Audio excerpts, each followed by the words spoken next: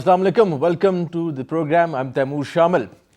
We are going to discuss about the recent terror wave, the innocent people who lost their lives in Lahore yesterday and today in Peshawar, also in Balochistan. And this is not something new. Pakistanis have been fighting extremism and terrorism for the last decade or so. And in the last 3 years, we have been successfully fighting terrorists, their mindset, and we have been eliminating their hideouts in different areas of Pakistan. It will be Punjab, Sindh, Karachi, KPK, North Waziristan, South Waziristan, and all these places. And this is something that is very important to keep in mind, that we are after all these extremists. We are after eliminating all these extremists, and the authorities are of the view that they are on it, and they are working on the whole idea of eliminating the mindset that promotes extremism and terrorism. Yesterday, the bomb attack that killed the senior police officers was also a question on how we are implementing National Action Plan, how we are going after the terrorists, and what can we do to make our people secure in different areas of Pakistan, in the cities and also in the remote areas. There are also reports that these extremists and these terrorists who launch attacks inside Pakistan are also supported from the Afghanistan side.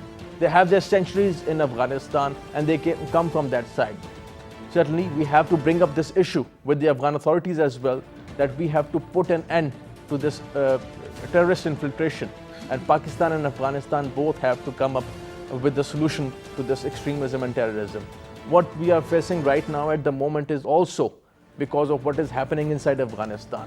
Peace in Afghanistan also means peace in Pakistan. Today we are going to discuss about the internal dynamics of the security situation in the country, and also the external dynamics of these attacks of terrorism and extremism.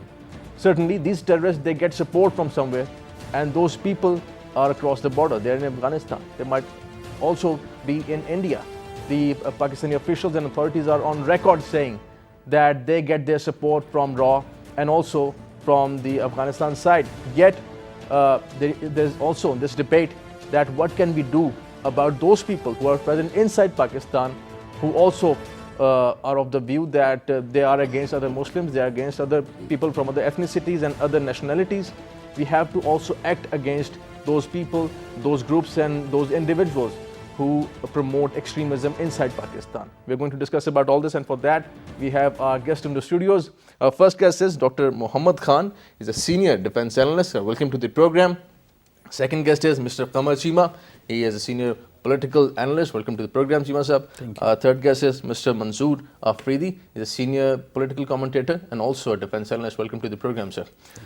Dr. Muhammad Khan, starting with this recent terror wave, I would call it, and there's also this debate of should we call them terrorists because these are cowards.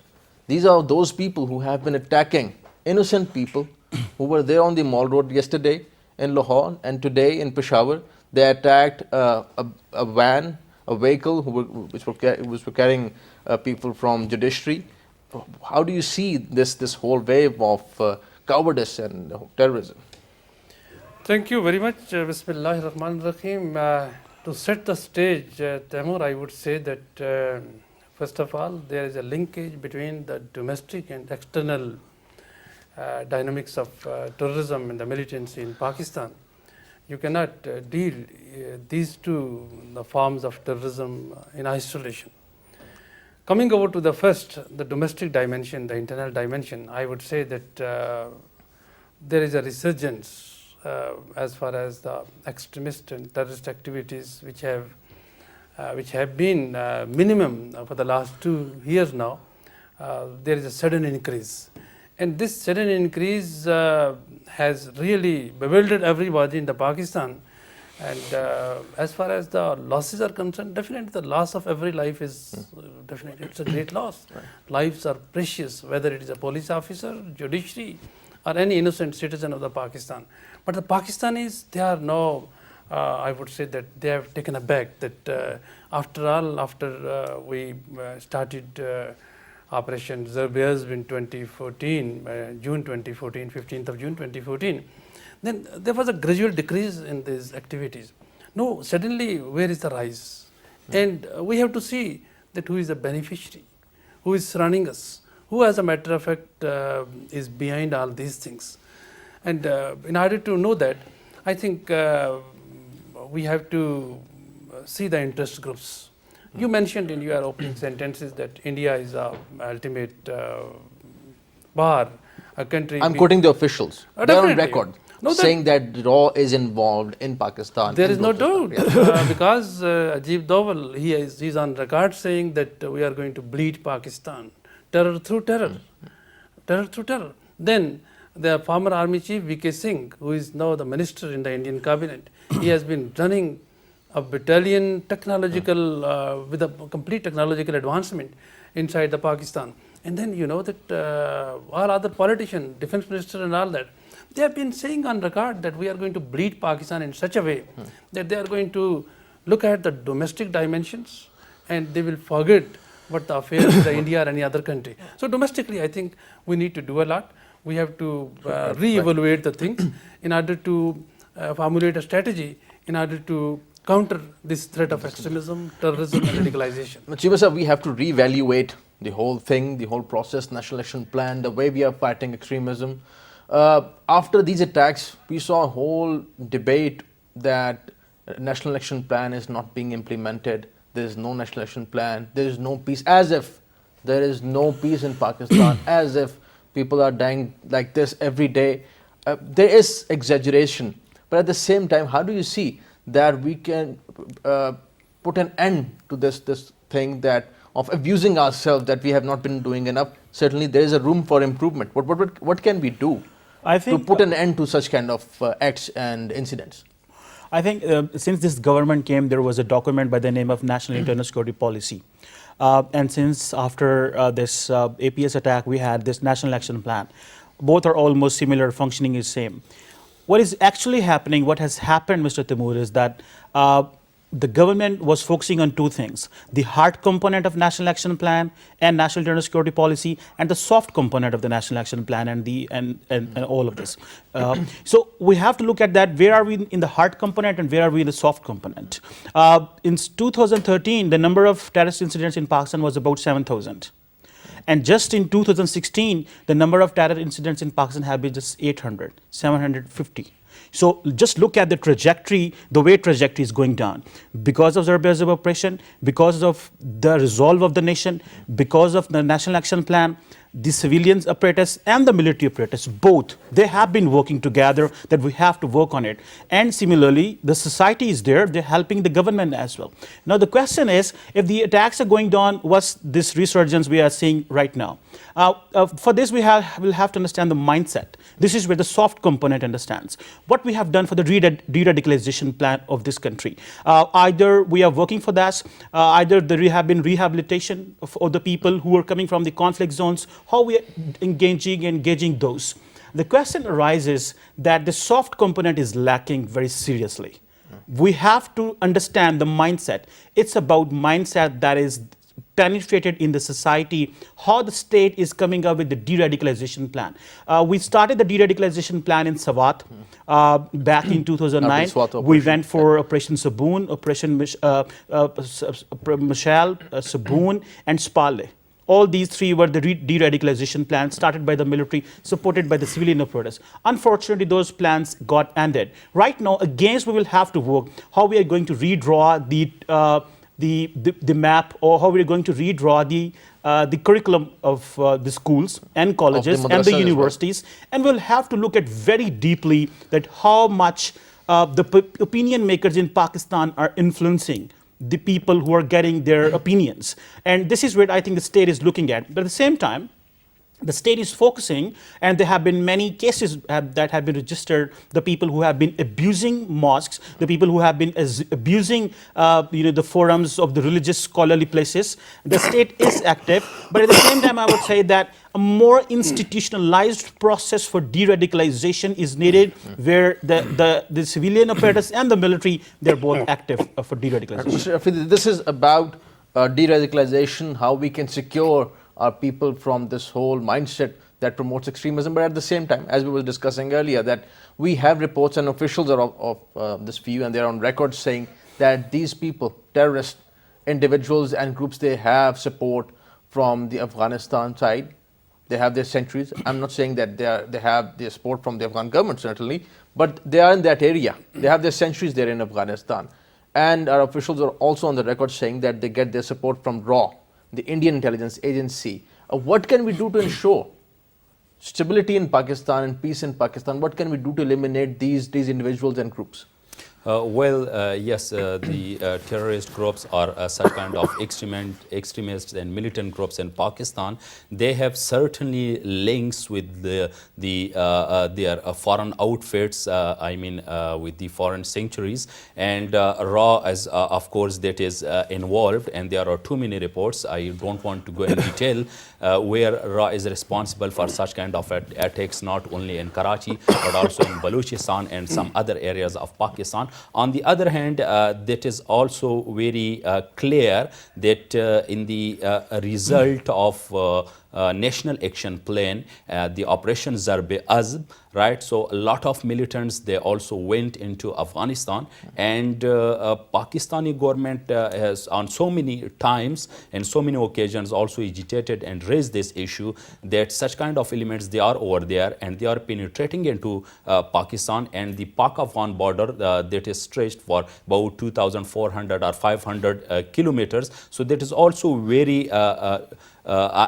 porous, right? So, but on this same time, there is Afghan troops and those the people, Allied forces, NATO the is Allied there, forces, and they have been taking action against these terrorists. They have killed several terrorists who are there in the Afghan side. They have launched drone attacks against them.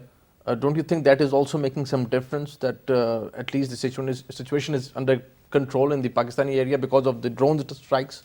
Pakistan has developed its own mechanism to a much extent, and we have seen that there is a decline in terrorist attacks and bomb explosions within Pakistan, but not on the government level. That just you said that Afghan government is supporting, not like this, but yes, there are sanctuaries in Afghanistan who can make trouble within Pakistan. But for this thing, the whole society, the entire society of Pakistan, that must be taken on the board, must be on the same page.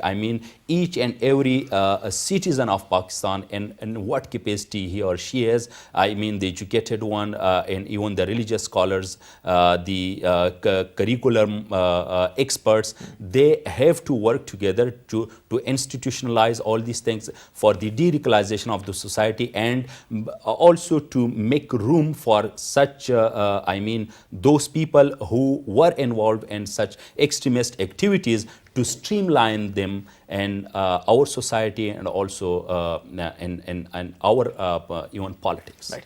Mr. Khan, what can we do? Let's say, suppose there is a terrorist. He travels from Paktika or Nangarhar, and he travels all the way to Lahore in the heart of the city, and he blows himself up.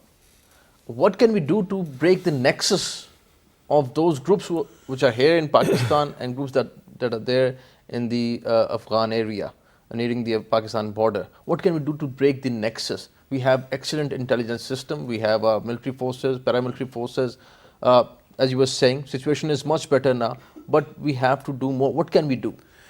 Taimur, we have to understand the dynamics that what it was before and what it is today. Today, Tehreek-e-Taliban Pakistan is not enjoying the facilities, the strongholds or hideouts in Pakistan, which they used to prior to June 2014. No, these are fragmented groups, isolated groups, or individual efforts. But definitely, all this is linked with, as far as Afghanistan is concerned, reason being that Afghan government, and particularly I would say that Afghan Intelligence Agency, NDS, alongside RA, they have established such hideouts where these all terrorists, those who fled Pakistan starting from 2009 till 2015-16, they have been taken a refuge. They are in the hideouts, they are in the best possible facilities where they are being trained once again, they are equipped, they are financed, ultimately they are harbored to Pakistan, and they are creating these troubles. Now coming over to the question you asked, that after all, why Breaking the nexus. why we have not been able to stop that. We have been able, but certainly these kind of acts and incidents, they do raise questions. Just to share with you that every day we have 54,000 to 64,000 Afghans entering Pakistan or going from Pakistan, and they have easy access. So you cannot recognize that who is a terrorist, who is Afghan national, who is a Pakistani national, that who is involved as a matter of fact with such activities inside the Pakistan. So the passage of these people, those who come for otherwise to earn their bread and all that inside Pakistan, that's very, very easy. Once that is very, very easy, then of course this modern communication system, it cannot be intercepted everywhere. There are codes and decodes and all that. So these terrorists, they have their strongholds inside Afghanistan. And once they have their stronghold inside Afghanistan, then there are the affiliates, there are the sporting groups inside Pakistan, to which Pakistan Army has been calling that the facilitators. The facilitator, as a matter of fact. What do we need to do?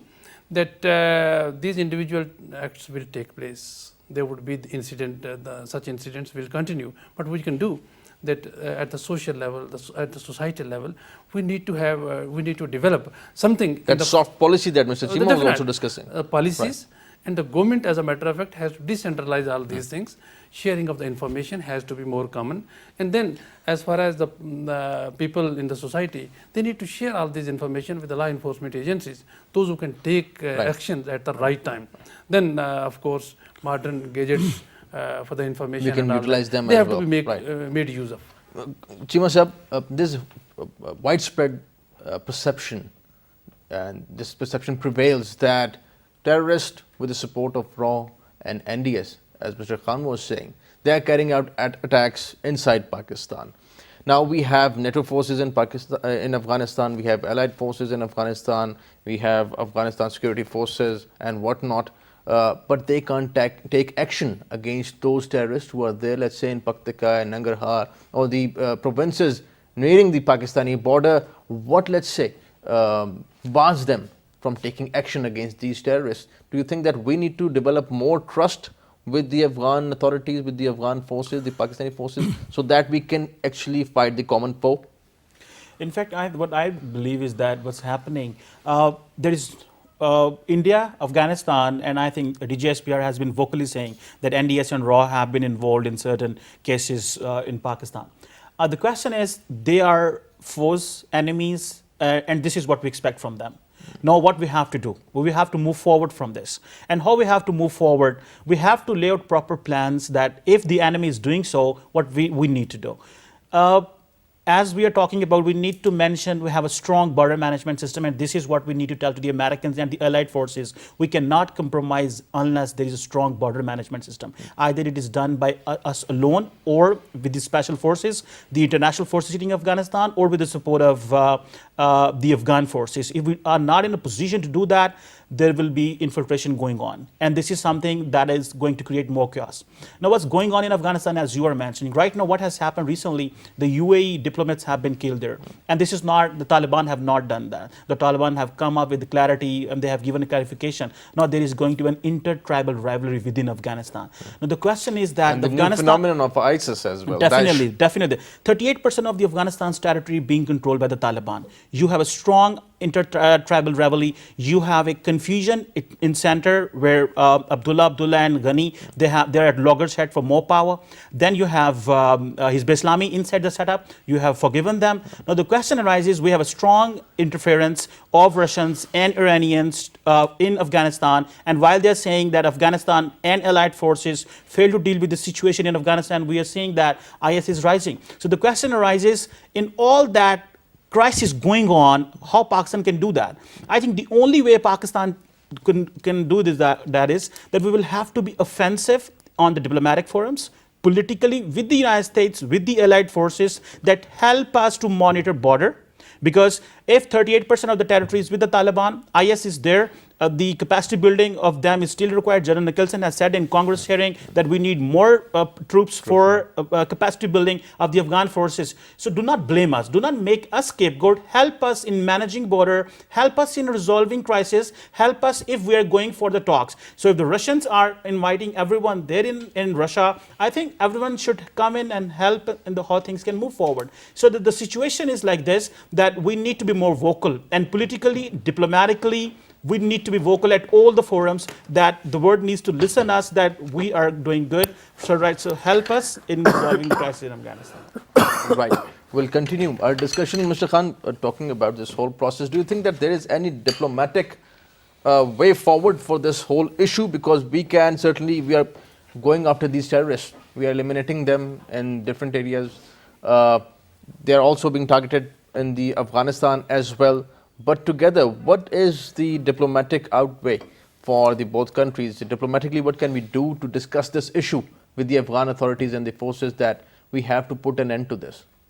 There is a big mistrust between Pakistan and Afghanistan, and that mistrust must be abolished, right? Then we can move forward. On the diplomatic front, Pakistan has done a lot, whether that is in the quadrilateral setup, I mean the quadrilateral coordination group with China, United States and Afghanistan, right? Or whether that is with China and Russia, and right? Pakistan. So just there was a conference in Moscow, and these three states, they were together to have a solution for the Afghan imbroglio. In the same way, Pakistan has also done for the Afghan cause in the Istanbul peace process, right, in the Heart of Asia conferences. And we were there in Amritsar discussing Afghanistan. And, all these things, and even Pakistan has offered $500 million aid for Afghanistan, and unfortunately what they have replied, that was too much surprising for Pakistan, and Sartaj Aziz also said that even we would continue such kind of aid for the rehabilitation and for the reconstruction of Afghanistan. So on diplomatic... We saw that the Afghan authorities, they were very critical of Pakistan in the Heart of Asia conference in Amritsar. That wasn't very welcoming for the Pakistani officials. And Mr. Sartaj Aziz went there to discuss Afghanistan and the peace in Afghanistan, but Indian officials and the Afghan officials were critical. Do you think that this environment would be conducive enough for the talks? Unfortunately not, right? But just as they were talking the language of India, right? And something if there is too much Indian influence and backing of India in Afghanistan, so of course it cannot create a peaceful environment over there in Afghanistan. So Afghanistan must understand that just you said in the start of the program that peace in Afghanistan means peace in Pakistan, and that is vice versa. So they have to understand, and we should also understand, right, that there is no way for Pakistan and Afghanistan, but that is only peace. And the most important, of course, that is also the border management. We have also to control the illegal, crossing over the border by the people, and also the drug trafficking, because there are also reports that some drug smugglers, they have, linkage with the militants and such black money that is used by such And this primarily is a whole nexus of crime and terrorism. And that's what it is. We'll continue our discussion on extremism and terrorism, and also on what Pakistan can do on the diplomatic front to raise this issue of extremism and terrorism with the Afghan securities as well, with the Afghan authorities as well. We'll continue our discussion on this. Stay with us after this break.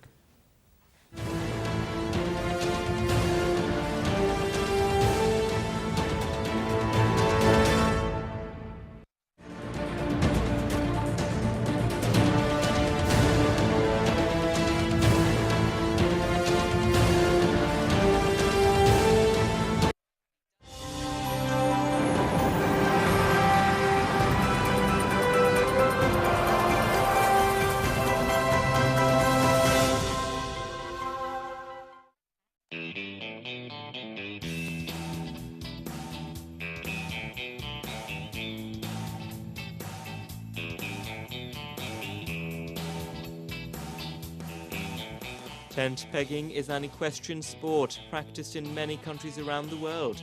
Wooden targets are placed on ground at a specific distance, and players wearing traditional dress and turban have to run their horses and try to hit the target and pick it up with a lance. Target missing is considered as a failure. Tent pegging is thought to have originated in the subcontinent. Historians say that mounted soldiers would gallop through enemy camps, removing the tent pegs with their lances and swords. They would be followed by more mounted soldiers who took advantage of the surprise and havoc caused by collapsed tents and a confused enemy. Today, tent pegging is practiced around the world, but is especially popular in Australia, India, Israel, Oman, Pakistan, South Africa and the United Kingdom. The Olympic Council of Asia included tent pegging as an official sport in 1982, and the International Federation for Equestrian Sports recognised it as an official equestrian discipline in 2004.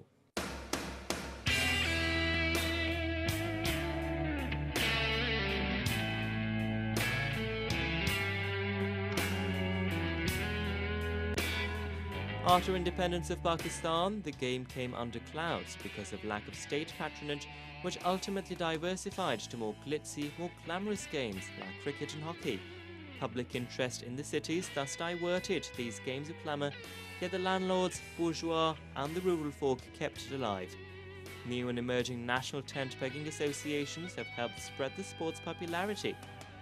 Players from Pakistan are now regularly participating in international tent pegging competitions, and many of them have left indelible impressions by winning gold medals many a times.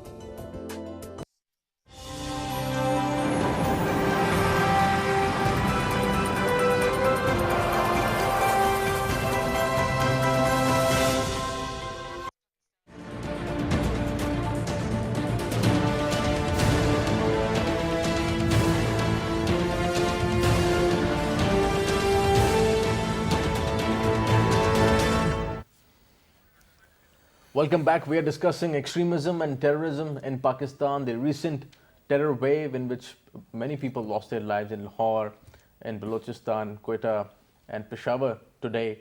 We are discussing about all this and how can we put an end to this extremism and terrorism, this mindset that promotes extremism and terrorism. Certainly we are doing something that we can do inside the country, and that is to eliminate these terrorists from different areas of Pakistan. But at the same time, these are the internal aspects of the security. Talking about the external factors, we have to raise up this issue of terrorism with the neighboring countries as well, with Afghanistan and with India as well. Kulbhushan Yadav was an Indian spy who was present in Balochistan, according to the authorities, Pakistani authorities, and he was there to sabotage peace and stability of Balochistan. He was caught and he admitted that he was working there. Also, the authorities, Pakistani authorities, are of the view that they have enough evidence of the infiltration of terrorists from the Afghan side, that they carry out, they plan their attacks in Afghanistan and they infiltrate into Pakistan and they attack the different cities and areas in Pakistan. What can we do to put an end to this extremism? And we are going to discuss about all this. Mr. Khan, we are discussing that the NATO forces are there, the US forces are there, and together Pakistan and United States and other countries, they are fighting this common foe, this enemy, extremism and terrorism. But at the same time, many people are of this view. They ask this question that it has been a decade or so, more than a decade, that we have been fighting the terrorists. But still we see such kind of incidents in Afghanistan and in Pakistan as well. Together, what can the United States and their forces and the Pakistani forces can do to eliminate extremism and terrorism? Taimur, first of all, I would like that as far as combating the terrorism is concerned, I think Pakistani army, the Pakistani security forces, and generally I would say the law enforcement agencies of the Pakistan, they have done tremendous. Reason being that you have seen that in the neighborhood in Afghanistan, there was a time that 150,000 troops of NATO, 48 countries, they were deployed, but they were all scared of Taliban, and Taliban were practically holding on all important, the vital grounds, except the 9 bases which still United States and its allies, the NATO countries, they are occupying. But they needed Pakistan in order to draw down, and Pakistan was fully supporting them. Otherwise, there was a not honorable exit as far as the United States and NATO is concerned. Now, coming over to the achievements of the Pakistan, you know that Pakistan is between 2 hostile countries. Afghanistan on one side, and traditional enemy, India, is on the other side. And this is not enough. But as a matter of fact, they have been supported by many international forces, those who have not been buying the Pakistani ideas. They never wanted Pakistan to be a country having the strategic weapons and stable with a force which is very, very professional and all that. They wanted a Pakistan which is bleeding. They wanted a Pakistan which is very poor, impoverished. They wanted a Pakistan which is indeed unstable politically. So Pakistan competed with all these things, combated the extremism and the terrorism in such a fine way that today you have a history, you have a record, you have an honor at the international level. These people, for example, this Nicholson and many other former generals of United States of America, they have been in the Pakistan, lauding Pakistani effort. I would even say that the former Secretary of the State, John Kerry, on number of times he said that Pakistan has done a wonderful job and this and that. But now the strategic environment perhaps is turning in the other side. And for that, these preparations are going to be made. Now, this General Nicholson, who is the head of American and the NATO forces in Afghanistan, 8,400 American forces and others are the NATO forces, he even, I would say that his statement to some extent was favoring the Pakistan. Once he was questioned that what to do with the Pakistan, he said that we have to engage Pakistan. Many of the senators, he was responding together to the we have question. to fight Yes, extremism. together That we was the have to point fight. primarily. And he met Chief of Army Staff. This is a reality that without Pakistan, there cannot be a stability in Afghanistan. And you must be remembering 2015 July that Pakistan made an effort of bringing peace in Afghanistan by bringing Taliban onto the negotiating table. Who spoiled this entire process? Who sabotaged this entire process? It was NDS and RAW. Because they thought that Pakistan and Pakistan Army, Pakistani government is taking a lead role. And perhaps they thought that they are being relegated. So this curtailed this entire process. So I think this is something very important, Mr. Cheema, and that point is that whenever we come up with this issue of terrorism and extremism and the infiltration from the Afghan side, perhaps the Afghan side, they have the same kind of grievances. They're of the view that Pakistan should also take action against the terrorists and the extremists. We keep on repeating the same mantra.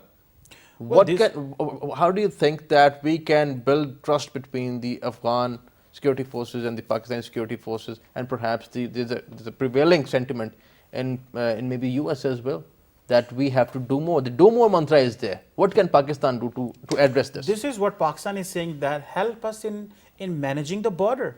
There is no other way unless you manage this porous border.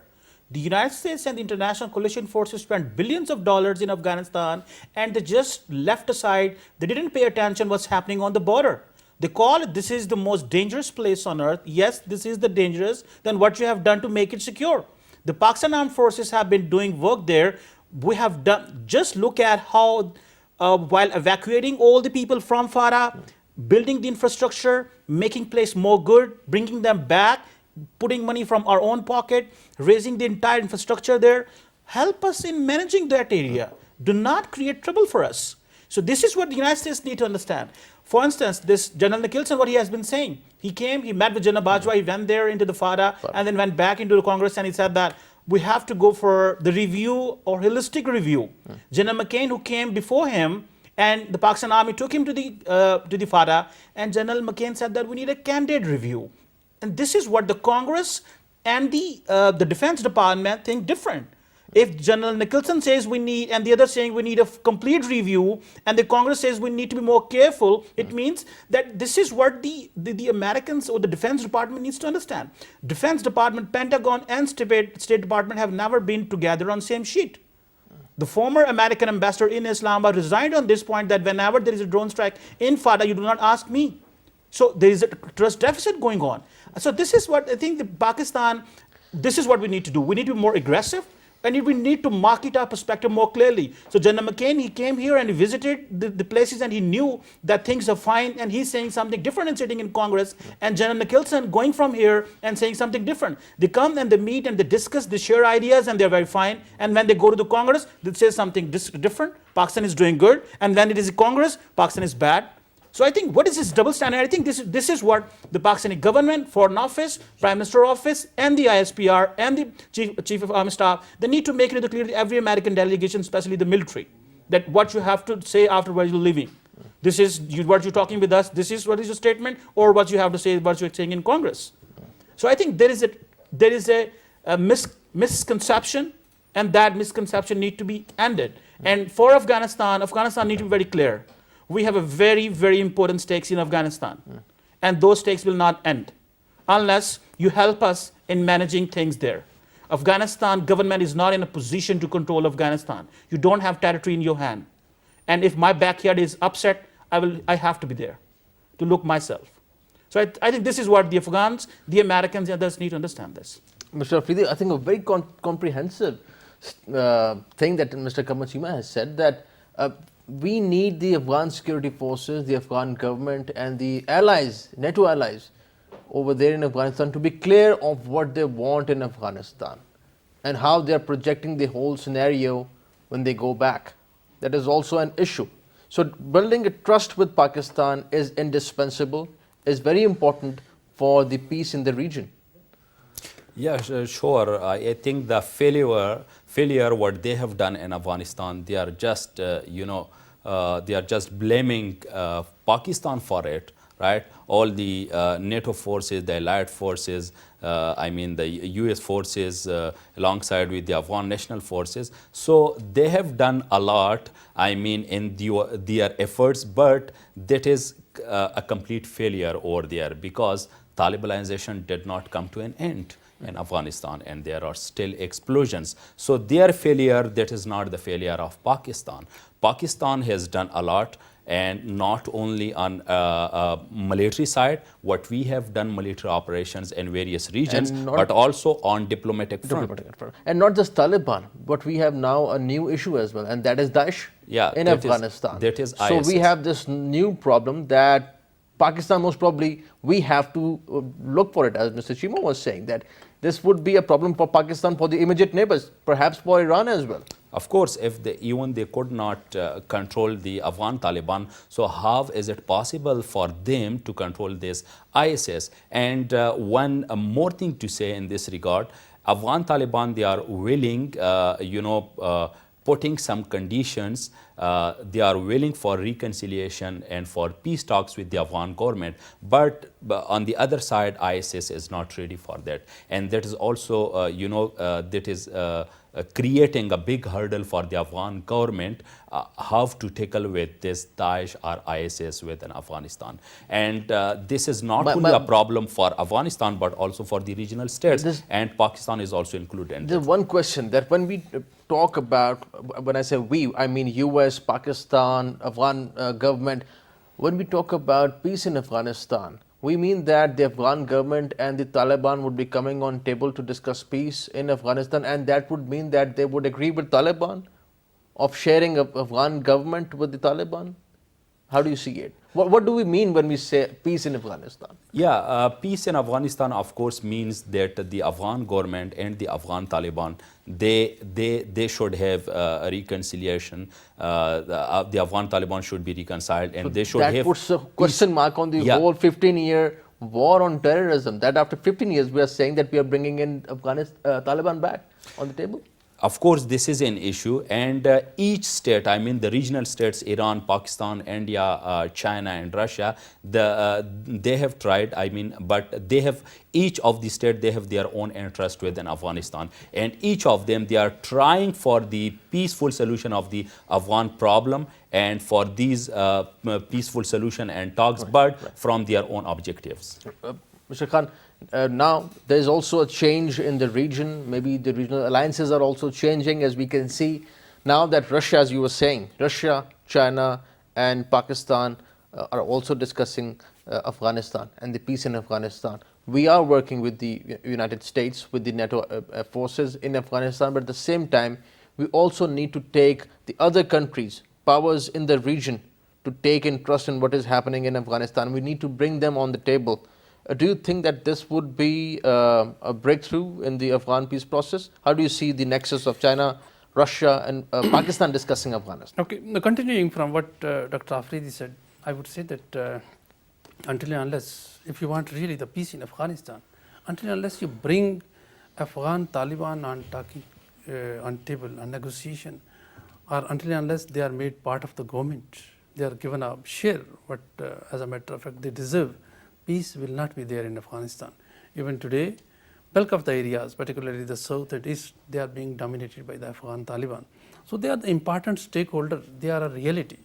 There was a time that United States of America used to say that they are not going to talk with a non-state actor, but there came a time that they even begged to Taliban that talk with us for the stability or at least for the peaceful exit or honorable exit of the US forces. And that process has been going on in Qatar, that process has been going on inside Afghanistan secretly. And even I would say that on many other places that process continued. But perhaps they never wanted Pakistan to take the credit. That's number one factor. Second, you said about that new alliances in the making. Yes. Discussing Afghanistan, yes, peace in Afghanistan. Particularly, Russia has taken a lead, and Pakistan, Russia, and the China, they had 3 rounds of talks. Secret, one was overt, and 2 were covert. And thereafter, you know that Afghan government, they objected that since you are discussing Afghanistan peace and all that, we should be made part of that process. And Russia said, yes, you will be made part of that process. But alongside the Afghan government, Taliban too were asked that they should be part of that talks, because unless you carry out talks with the other party, you cannot have the peace. So Russia is taking a lead.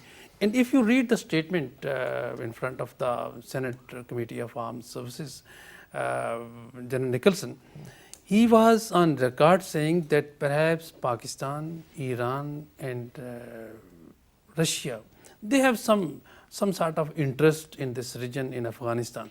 He did not mention. Not some sort of, that is open because we are directly affected by what is happening in Afghanistan. He did not mention India. That was very strange. He did not mention India, where India is Indian playing, involvement. Yes, Indian involvement and negatively involvement in the garb of rehabilitation, in the garb of reconstruction. But at the same time, this is something many people say this is our perception. This is Cheema sir, this is something that Pakistanis perceive, that Indians are there. Afghanistan is free to have their relations with India. What's wrong in that? Do we have any substantial report that these people are doing this and we have to stop Indian interference in Afghanistan? You know, three advisors of NDS, they are the RA senior officials. And you know that NDS has been trained by the RA, and RA cannot be friend of the Pakistan. So NDS cannot be friend of the Pakistan. India want neighborhood. It is exactly the Kautilia's strategy, that have the enemy on your neighborhood. Right. So the neighbors of neighbors should be your friend, and that's going to create, so making Pakistan a sort of a sandwich in between. That is the interest of the India being served by the Afghanistan. So, my question, Cheema sir, and that is that Afghanistan, they are free to have relations with whatever country, they can have it. What can Pakistan do? What are Pakistan's, let's say, grievances or apprehensions of Indian involvement in Afghanistan? That is because this is much talked about subject and topic. We were saying in the past that there is a dusty road going to New Delhi and there is a golden road going to Kabul. Now we have a dusty road on both sides. This is where we have to move forward. We just cannot say India has ties with Afghanistan, and what the Afghanis say. The Afghanis say we have ties with India before Pakistan even, because we were having relations with Indians before that time. So the question is, we have to move forward. I just want to say one thing. We have to make things in house order. At house we have to make things in order, one thing. And secondly, we will have to project whatever achievements we have to the Western powers. This is what we have to do. Only Westerns can listen to us, and not India and not Afghanistan. Gentlemen, thank you for joining us. Mr. Khan, pleasure having you on the program. Mr. Cheema, thank you for joining us. Mr. Afridi, thank you for your time. Today we discussed about the recent terror wave, the innocent people who lost their lives in Lahore, in Quetta, in Peshawar, and Pakistan stands with those people who lost their lives. We have our grievances, we have our condolences with those people, and also we are working to eliminate the extremists and the terrorists in Pakistan, and we, the Pakistani authorities, are all out to eliminate those terrorists and those extremists who promote extremism and terrorism. These are the internal matters. But talking about the external matters, Pakistan, as our experts were saying, has to take up this issue with the neighboring countries, that they have to stop this infiltration of terrorists in Pakistan, and Pakistan has also raised up this issue of terrorism and extremism at the international platforms as well. Thank you for watching today's program. See you next time. Khuda Hafiz.